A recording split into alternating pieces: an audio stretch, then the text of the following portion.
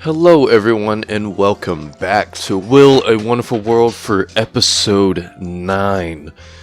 In the last episode, we had a couple new letters here from Spotty, a new character, and Changyong Min.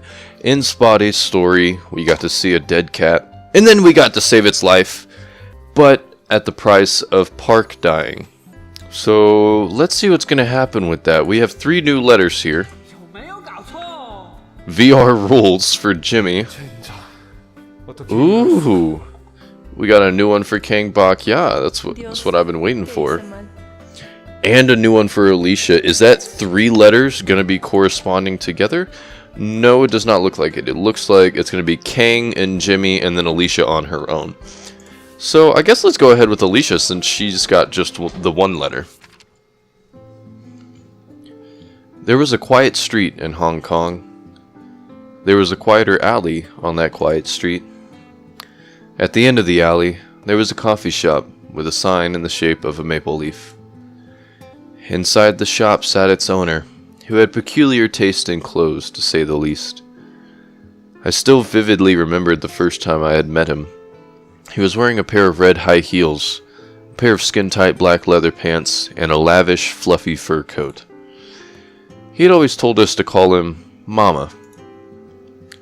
Mama had saved my life. Not only had he saved me when I was being harassed by a pervert, he even let me work in his coffee shop. And he paid me 3,000 Hong Kong dollars a month. It wasn't much in Hong Kong, but I got to live in the coffee shop so that I could save up most of my salary and send it back to my brother in Mexico. Send it back. Not sent. I hoped it could help pay for school. There were a few other misfits like me who Mama had taken under his wing. Hang, who could never tell ketchup apart from jalapeno sauce, Raja, who couldn't help singing whenever he picked up a goblet, Jack, who would always wipe the table twice.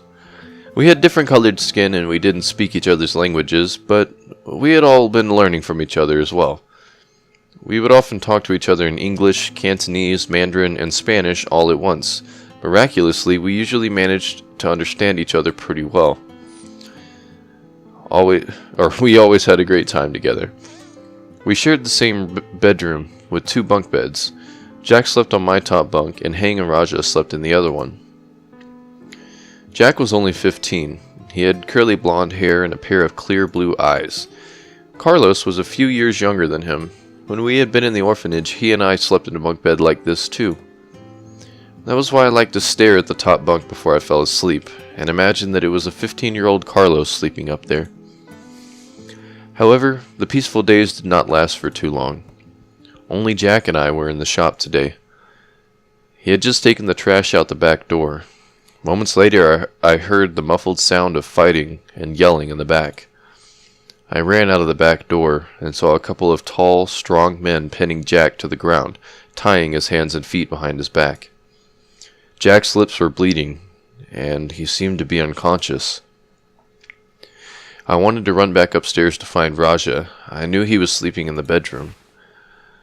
But before I could, someone had caught me from behind. Oh no, I hope she's not about to get kidnapped again. Then my face was covered with a foul-smelling piece of wet cloth.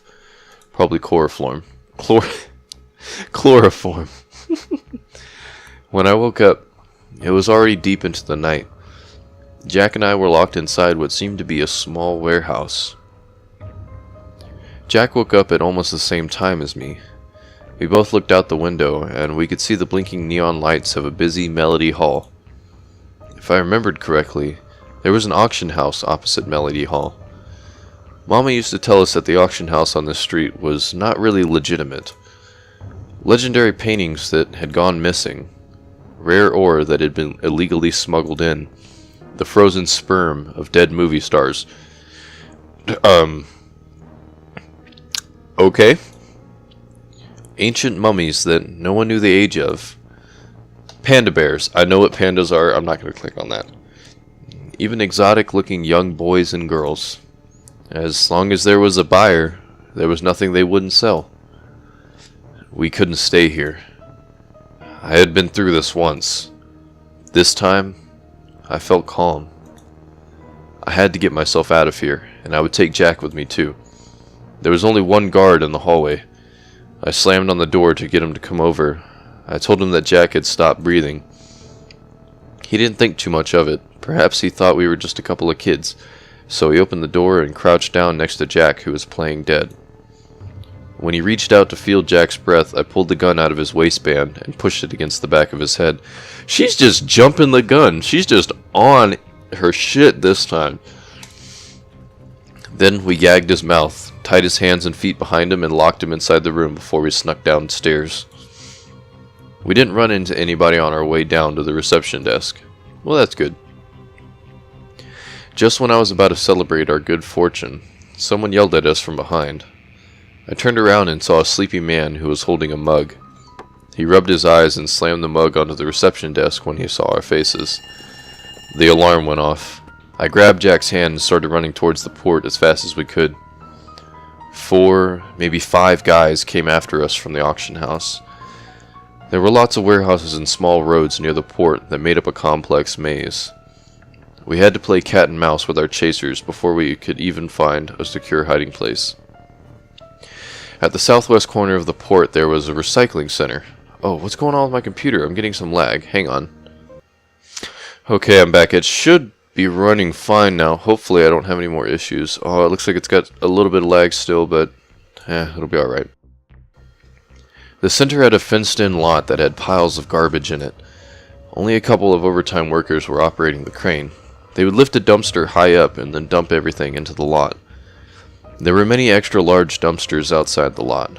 Jack and I had split up earlier, and I waved at Jack from a distance to come over. The dumpster was empty. "Stop hiding! We saw you!" "I'm over here!" I tried to draw attention to myself. They opened the cover of the dumpster. I walked out from the cargo container, not too far behind them. I tried to distract them. However, they had already opened the dumpster cover and seen Jack hiding inside. They didn't tie us up to avoid attracting too much attention. Instead, they surrounded us and marched us towards the auction house. If we didn't follow their orders, the guns in their waistbands would make us regret it. Yeah, but you could just yell, and other people will be like, hey, there's something going on. Unless they're just going to be assholes and just be like, you know. I fell into a deep despair. Jack must have been so frightened too. I looked at him, but for a moment I thought I must have been mistaken. I thought I had just caught him smiling. We were close enough to see the auction house when one of the guards' phone rang. Everyone was temporarily distracted by the phone, including me, but a gunshot interrupted the ringing. A guard had already fallen down. A bullet had just gone through his head. Jack had just shot him, with a smile on his face. What the did he... What? What? He had somehow taken a gun from one of the guards. How did they not notice the whole way back? He then turned around and shot the second guard right in his chest. He didn't waste any of the bullets. It was almost like magic. Soon, all 5 guards were lying on the ground. Jack looked at me with a casual expression on his face. "Alicia, let's get out of here." I was still in shock at what had just happened, and before I could say okay, I heard another gunshot from farther away, and then a splashing sound nearby. Jack dropped to his knees and then slowly collapsed. Bright red liquid was oozing out from a small hole in the middle of his forehead. The young man with the mug was standing behind us at a distance. Only this time, he was carrying a gun instead of a mug. He started slowly walking towards us. I held my hands to my head and dropped to the ground, sobbing. Heavenly Father, why on earth would you let this happen to us? What have we done wrong? Alicia. You haven't done anything wrong, Alicia. I did not do this. I'm about to make it better for you. Let's see what we can change around here.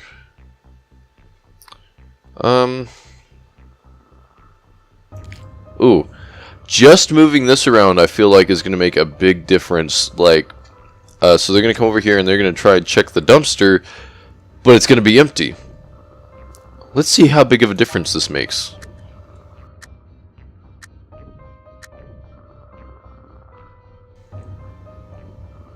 I walked out from behind the cargo container not far away and tried to distract them.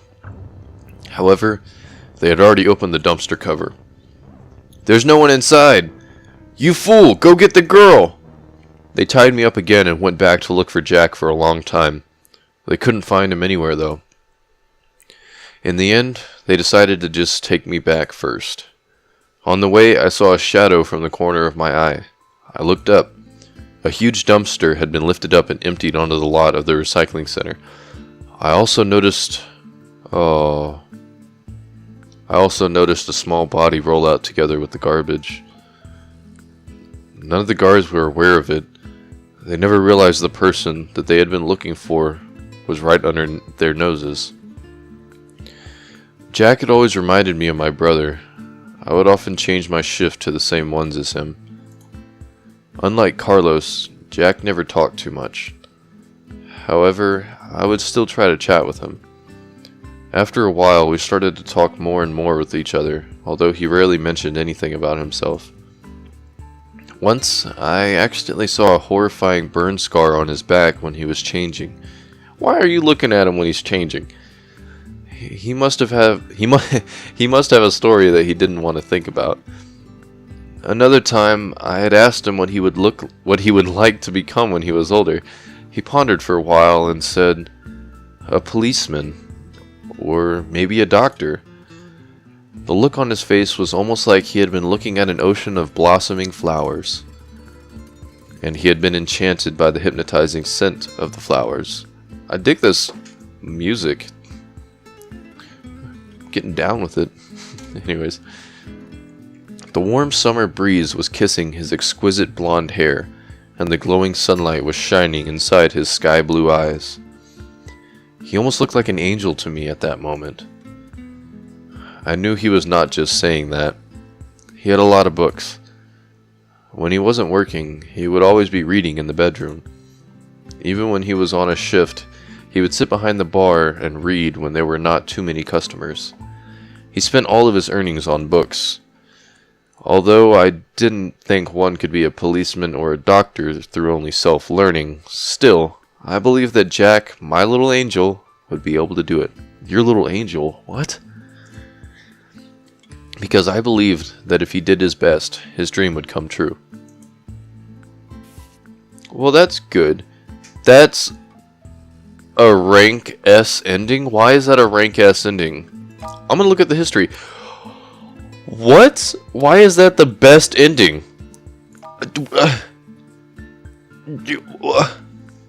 I'm not even gonna question it. I'm just gonna move on. Okay. We just got another new letter, but we do still have these ones for Kang and Jimmy. Let's see here. Oh, we got 2 new letters? Okay, we're gonna wait.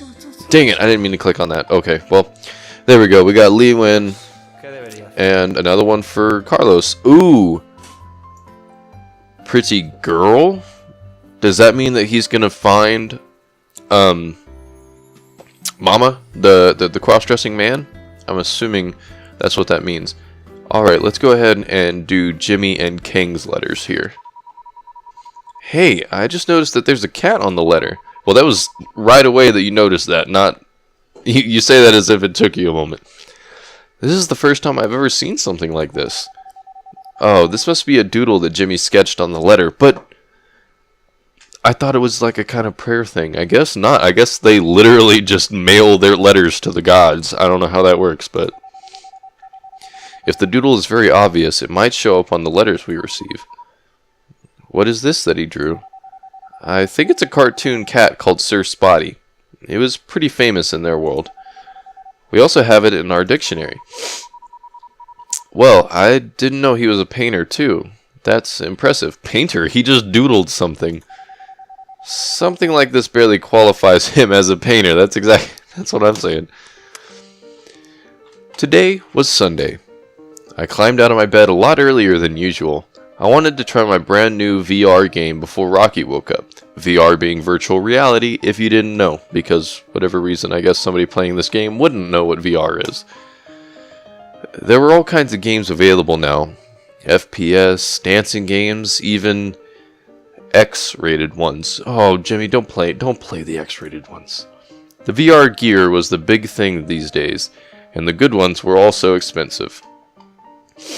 The one I got cost almost 10 grand. Whoa. Even the HTC Vive is less than 2,000 for the base and then the upgrade or whatever. If I hadn't told my dad that I was buying this for quote-unquote research purposes, which technically wasn't entirely untrue, there was no way he would have bought it for me. I put the gear on. It was more like a helmet, really. It was quite heavy. I just thought about, that was 10,000, probably not $10,000, 10,000 Chinese dollars. I think yeah, they're in China. However, wow, it did feel quite realistic. It was as if my body had entered the virtual world. I changed my position. Huh. That felt so good. What? What? I tried all of the tricks that I could. I was exhausted. Okay. I took off the gear and realized that Rocky had been up. He was wearing the smart glasses that I had bought a while ago and looking right in my direction. Smart glasses? My eyes widened in shock when I noticed the recording light blinking on the glasses. Oh, okay. Rocky, what are you doing? The way you were playing looked too funny, so I decided to keep it for posterity. Record my ass? The automatic streaming option was on. Wait, what? Streaming on? I hurried over to my computer and logged into the streaming website and checked my channel. Oh my gosh, everything had been broadcasted. There had been over 5 million viewers and it went straight to the top of the ranking. I mean, that's good though. The commenters had gone berserk. Everyone was screaming, pervert, tent in the pants. Somebody even said they would dox me. DOS you? Like, DOS attack? Or dox? I don't know what that is. I'm assuming he means DOS, but I don't know. I was so screwed. Okay, I knew he had to have been playing an X-rated game, because that seemed a little weird. He was saying tricks and all of that. That was a little weird. Jimmy, you know, I don't even know if I want to change your situation, to be honest. I think... Oh, man. Special Op, midnight, 11 p.m. Warehouse 23, Port of Busan. The warehouse was half full. There was an asphalt barrel in the middle of it that did not seem to belong there. I walked towards it to check its contents. As I had suspected, it wasn't filled with asphalt. A person had been stuffed inside. It was a very muscular man. He was barely breathing. This morning at work, I had received an express delivery. There was nothing but a photo in the envelope, with the time and location written on its back. The same barrel was in the center of the photo. It was at the exact same spot that I was looking at right now with my own eyes. Then I heard scurrying footsteps near the gate of the warehouse and the clinking sounds of guns. Warehouse 23 belonged to the Musun gang. It could not have been more obvious that this was a trap set up for me by Choi Johan. Yet, I had to come. 20 minutes later, the muscular man and I were tied together, sitting on the ground with our backs against each other. The two guards who were in charge of watching us had been waiting for their replacement, but they were so sleepy that they could barely keep their eyes open. It was pretty late, after all. Anyone who had to watch two middle-aged men like us would get sleepy. I quietly cut the rope with the laser blade glued to my sleeve while the guards were dozing off. He knew! He was he was ready! Then I grabbed the Glock 43 that I had hidden in my pant leg and covered it with my palms. I'm not going to click on it, just, it's a pistol. That's all you need to know. After years of police work around here, I knew every single warehouse at this port like the back of my hand. All of the warehouses from number 15 to number 25 were large-sized ones. They were usually filled with lots of huge cargo containers. If there were some reinforcements outside to distract them, I should be able to defend myself inside, even with only 6 bullets. They were not, God dang it, I butchered that. They were not the only ones waiting for their prey tonight. This was all part of my plan. There was a shoddy clock on the wall of the warehouse. It made a ticking noise every time a hand moved. Usually how clocks work. The hour hand was almost on 12, and the minute hand was 10 minutes away from it. I gave the muscular man a signal in his palm behind my back and waited patiently. I handed the gun to him. Lots of noises were coming from outside of the warehouse. It sounded like a lot of people and cars. At the same moment, the minute hand also hit 12. We both stood up and ran towards the back of the warehouse. However, I didn't expect the muscular man to suddenly trip and fall after only a few steps. His legs must be numb and stiff after being cramped up for so long. Those 2 guards were wide awake now. Multiple gunshots echoed inside the warehouse. They never intended to let us get out of here alive, and there was certainly no reason to hold back anymore. And then I saw holes exploding all over the muscular man's body, right in front of me. God damn. Foop you all! You monsters, bastards, mother foopers. Go to hell! I turned around and raised my gun. In the chaos, a bullet hit my thigh. Suddenly, all the other bullets still flying in the air seemed to be moving in slow motion. Matrix much? They were so slow that I could even see their rotation and the vapor trails after them. Yep, that one. I realized that he had woken up. When I woke up, I was lying in a cheap motel somewhere. What? I had changed into some clean clothes. Oh, okay, after he got shot. Okay. I was confused for a moment there. That was very confusing. There was a half-eaten sandwich and a glass of orange juice on the nightstand next to my bed. I opened my left fist. As expected, there was a note with a message that looked like it had been written by a child. These new clothes cost 50,000. I survived. That looked like it was blue, that 50,000, so I wasn't sure if I needed to click on it. But Choi Yo-han had got what he wanted too. Again, I had lost another important person in my life. Again. Was that an important person, or was it was just a random dude, I thought. Kang Bakya. Alright, let's see what we're going to be able to switch around for these two. They're two way different situations. I don't know how... What if... what if I switch those around? What is about to happen?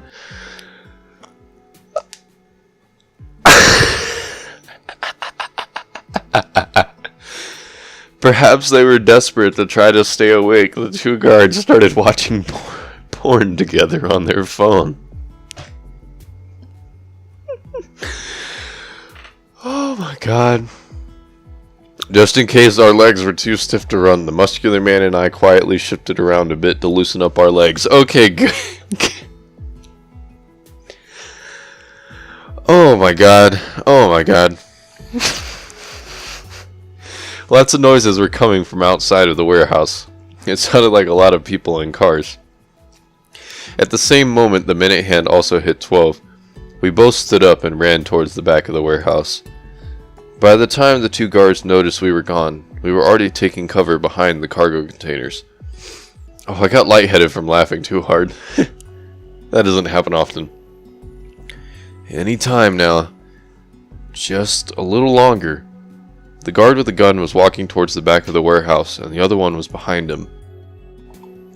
I needed to stall a little longer so I couldn't let them come any closer. I stared at their stretched shadows on the ground. I had the barrel of my gun peeking out from behind the containers. Then I pulled the trigger, and my first shot hit the right hand of the guard in front. Seeing their partner hurt and screaming in pain, the other guards stopped moving towards us out of fear. And then the garage gate slowly opened. They were here. right on time. Well, that's good. That's actually really good for him. So, the game was so nauseating. I made the right decision to have my partner carry the gun. What? So instead of playing a porn game, they watch the porn, and he's got the gun game going on. Okay. I was so wise. But the game felt super boring if you weren't actually shooting something. Yeah, I can imagine. I took the 10 grand helmet off and threw it back into the drawer. Okay then. Rocky was still snoring in his bed. He had probably stayed up last night again for a soccer game. Never mind him. I was gonna head out and roam the streets now. I put on the smart glasses that I had bought a while ago and sneaked out of the school into the real three-dimensional world. Rank S ending. Wow, I'm just getting these right off the bat. Let me see if that's the best ending. Yes, it is.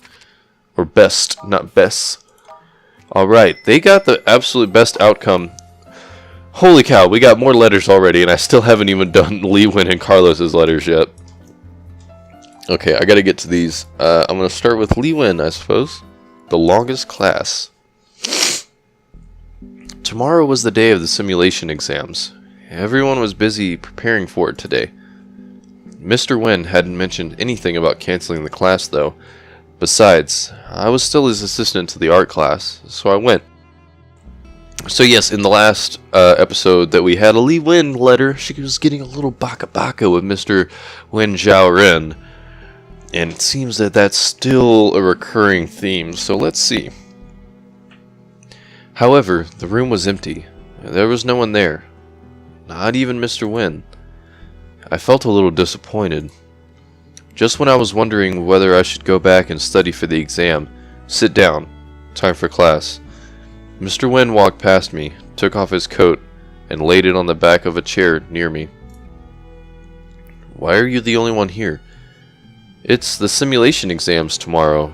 Everyone's freaking out about them. So they all just skip school? I grabbed a chair and sat down. Mr. Wen seemed a little unhappy. Was he going to cancel the class today? I suppose that I should get ready to go back and study too. What would you like to draw today? Mr. Wen abruptly asked. Well, what I would like to draw? What? That was... Okay, that's worded weird. It freaked me out for no reason other than I was hearing this question coming out of his mouth. Something more difficult? I said, hoping that it would make me appear more motivated. Then draw me. But you would have to pose for a long time. That's too much for me to ask. I honestly didn't want to do that. If I messed it up, when I messed it up, he was going to tear me, not the drawing, into pieces. Don't overthink it.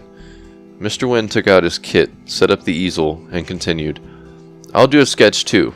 I'll draw you. Whoa, okay. After making sure that my ears weren't lying to me, I sprung up from my chair. Wait. Let me go change first. Whoa. Baka, what? I sprinted out of the classroom. I was still sweaty and smelly from playing tennis earlier, and I was wearing a sports jacket that was one size too large because I ordered the wrong size. It would be so embarrassing to be drawn like this. Furthermore, the more I thought about it, the more I felt like this was some sort of a trap. What do you mean a trap? If I drew him badly, no, not if, when, with his temper, he would almost certainly not let me off the hook easily. Well, I felt like I had turned into a dried fish on a cutting board, waiting to be cut up. I opened the locker and picked out the dress that Jing had bought when it was on sale a while ago. She had bought 2 of them and given me one as a present. I had never tried it on before. My school uniform was still drying off at home after laundry day yesterday, so this would have to do for now. I put the dress on. It fit well, size-wise, but maybe because it hadn't been washed. I felt a weird itching once I put it on. Mr. Wen had no reaction at my new outfit, and so we began our sketching practice. Drawing a portrait was so hard, and my back being itchy kept distracting me. By the time the bell rang, I had barely drawn a rough draft. Mr. Wynn put away his sketch, yet he didn't ask to see mine either. He was about to leave the classroom when he stopped at the door. He looked at me and opened his mouth. He looked like he was going to say something, but he didn't. Eventually, he left with a look of disappointment on his face. Peculiar. What the hell was wrong with him? What did I do to him this time? Li Wen. So we got Li Wen and Wen Zhaoren. Just kind of goes hand in hand. Probably why she's getting attracted. I brought Ye to the auction house. She was still burning up and barely conscious. I handed her to the boss there, a middle-aged fat man with the name named Lucky Zhao, with a full mouth of gold teeth. Usually, when the gang mentioned taking care of someone without additional instructions, it meant to bring the girls to the auction house. Basically, I was only asked to do the legwork. As for the girls who had been taken care of, they had probably all been sold to people abroad. So, this is the same one. So he's working with the gang that just kidnapped Alicia. Oh, that's not good. I mean, it is good, but it's not good. I had heard rumors that besides the legitimate auctions, the house conducted illegal ones in secret too. There were many kinds of outlandish merchandise in this building, and that included humans. Just as I was about to leave, I couldn't control my curiosity anymore, and I asked the guy at the front desk, "Hey man, where do these pretty girls get sold to?" The guy put down the stainless steel mug in his hand. "The people brought here by the Black Dragon Gang? Well, those girls are usually just sent to Southeast Asia." Southeast Asia? Why there? Are they sent to be housemaids? Are you stupid or something? Housemaids? Your gang always told us that these girls are to be sent to become human sticks. Should I click on this? Oh, I can't yet. Have you ever seen a freak show? They have no tongues, eyes, arms, or legs. They have nothing but their torsos left. And they're locked in a cage.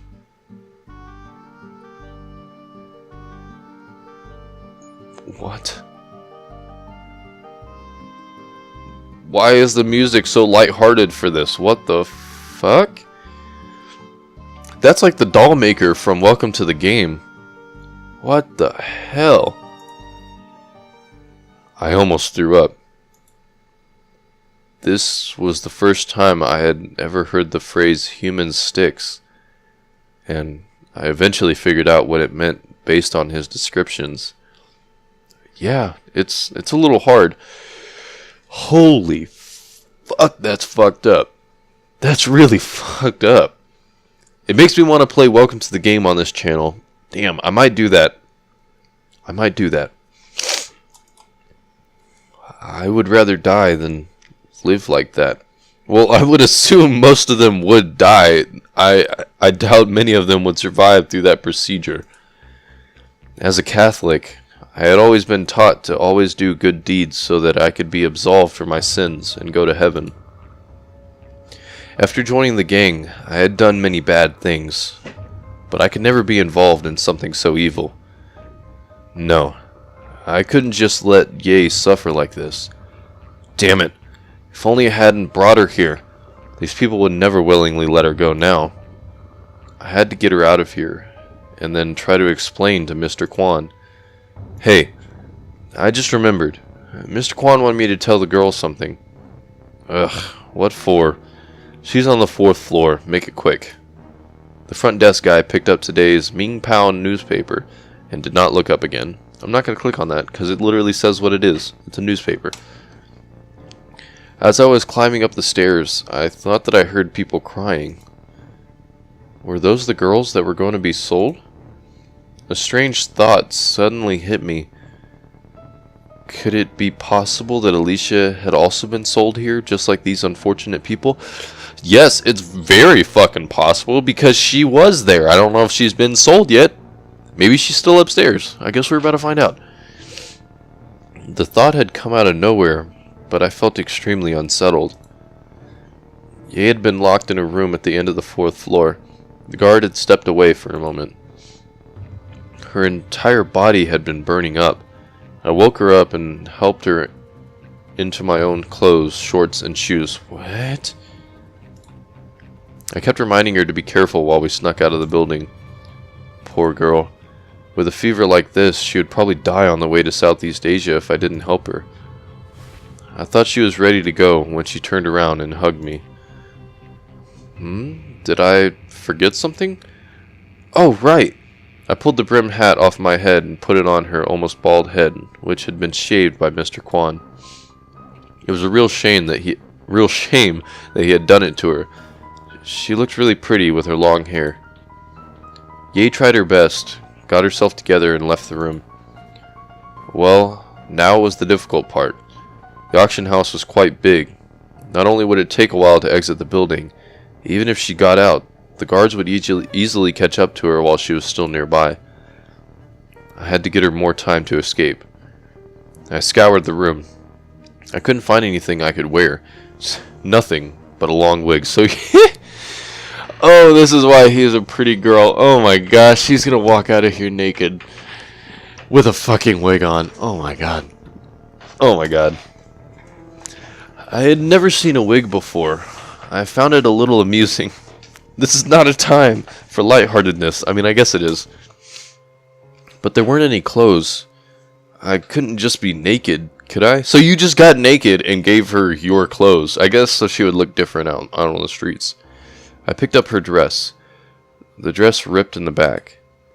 I sat down with my back towards the door. I loosened the hair and let it down. I sat down with nothing but my boxer shorts on. Okay, so you still had your underwear on. I tried my best to keep calm. There was no other way. The dress ripped apart the moment I tried to put my legs in. Why did I even try it?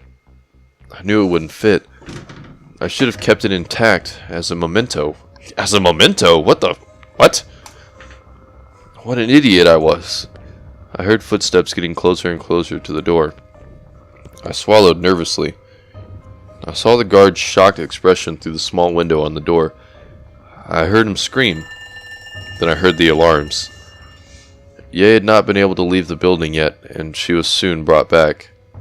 And I was thrown out onto the street with nothing but my boxer shorts. Well, at least they didn't kill you or anything. Damn it! I couldn't just do nothing and let Ye be sent to a living hell. Lord, please guide me. Carlos.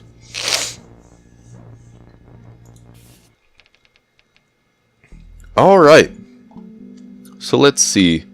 Let's move this over here. I loosen the hair and let it down. So let's see if anything changes. Okay, it's going to change for both of them. She didn't put on the dress. She just let down her hair. Let's see what happens here. Oh, God. Carlos, what are you doing, buddy? Oh, my gosh. My back felt cold. I looked down at the dress that was wrapped around myself in front, yet it was completely ripped in the back. Oh, I left it over there, damn it! There was no other way. The dress ripped apart the moment I tried to put my legs in. Still, it was better than being completely naked. I had no choice but to sit with my bare back towards the door. Obviously, I couldn't let them see my face. They would know immediately. I heard footsteps getting closer and closer to the door. I swallowed nervously. The doorknob turned. Oh gosh. Here we go, Carlos. Oh gosh. Someone came in the room. I lowered my head, hoping to keep my cover as long as I could, even if only for just one more second. A rough hand started to caress my back. I tried to stifle a laugh, but it was too itchy. Aha! The hand stopped. Crap. I stood up and tried to run away, but every guard here was professionally trained. He tackled me from behind and hit me hard on my right ankle. It didn't break the bone, but I knew I wouldn't be able to stand up for a while. Ye hadn't been able to leave the building yet, and she was soon brought back. We were locked in the same room, tied together with rope. Lucky Zhao stood in front of us and took a cigar out of his pocket. So much trouble. Boss, it won't be trouble at all. The guy at the front desk was standing next to Zhao. He was holding a lighter and lit the cigar for his boss. If the Black Dragon gang comes and asks about them, we'll just tell them they've never been here. Isn't that perfect? Oh, dang. Things are going really bad for Carlos. Hopefully though, maybe it'll be a good thing because he'll be closer to Alicia? I'm not sure. We'll have to see. I thought about it for a while and decided it was too embarrassing to change into a dress just for a sketch. Might as well just stick with the oversized jacket. The golden sunlight from the setting sun shone down upon Mr. Wynn and me. It felt warm, but not too warm. Mr. Wynn's sketch paper rustled lightly in the breeze, as did his hair. He looked so focused that I found myself staring at him without even realizing it. Mr. Wynn looked up. Our eyes met silently. When I finally came to my senses and lowered my head, my heart had skipped a few beats. The bell rang. I reluctantly handed my sketch to him. If you want to tear it up, go ahead. I had lost count of how many times he had torn up my drawings. Besides, I was actually pretty bad at this. Mr. Wynn handed me the sketch. It wasn't mine, though. It was his.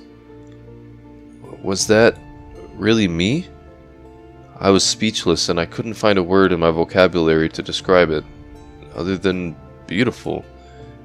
I never could have imagined that a person who was always so cold and distant would be able to create something so warm and intimate. Suddenly, an idea came to me.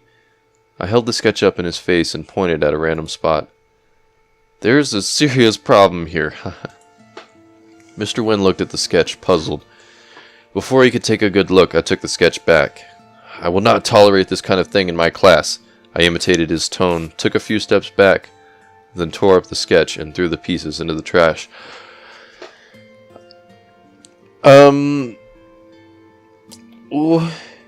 This...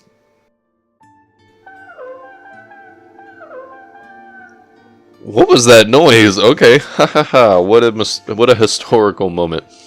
I finally turned the tables on him. This is probably not a good thing. I quickly ran out of the classroom, thinking back on how many of my sketches that he had shredded. I felt great about getting back at him. Rank S ending for her. But why? Let me retry that, and instead of the dress ripping, she didn't put it on anyways, so... Let's see, things are not going to change for her, that is good, but the dress is not going to rip for him, so maybe... The dress was really tight. I looked down at it, and that was... I looked down at the dress that was wrapped tightly around myself. I could still feel the warmth from Ye's body, and smell a faint trace of her scent. I had never worn a girl's clothes, except for my sister's. I felt my face starting to blush. I heard footsteps getting closer and closer to the door, but then they started moving away again. Or they started moving away. A few minutes later, I saw Ye leaving the building through the window. Okay, everything went well. She walked out of the gate, turned to her right, and slowly walked out of my sight. If she kept walking in that direction for another couple of kilometers, she would be on the turf of the Blood Gang. I finally felt relaxed. May the Lord bless you, Ye. Now that Ye had gotten away, I didn't need to worry about my own escape. When I was at the orphanage, I had always been the fastest kid. We used to go up on the hill to hunt rabbits. The other kids would take a whole day, but I only needed 3 hours. I ran out of the room and sprinted towards the stairway. The guard noticed me, but before he could make a sound, I had already jumped down an entire flight. I was able to go down the first floor with just 3 jumps. I ran past the front desk so fast that the newspaper was blown out of the front desk guy's hands. By the time he realized what had just happened and who that had been, I was already really far away from the auction house. Still, what should I tell Mr. Kwan? I wandered around the streets when I finally noticed people kept giving me strange looks. That was when I realized that I was still wearing Ye's dress. Oh my gosh, that was so embarrassing. I lowered my head and walked quickly towards the less crowded part of the street, afraid of being seen. I found myself in a strange alley that I had never been before. At the end of the alley, there was a small coffee shop. The sign looked like a maple leaf, and it said Maple House on it. I was stunned. I seemed to remember that Alicia had mentioned a place like this in her first few letters. Yes, she used to work here. Since Alicia had never mentioned the address of the coffee shop, god dang it, I had never been able to find it. Yet, here it was, right here. Finally, I was about to find my big sister Alicia, but she's not there. I ran up the stairs of the coffee shop filled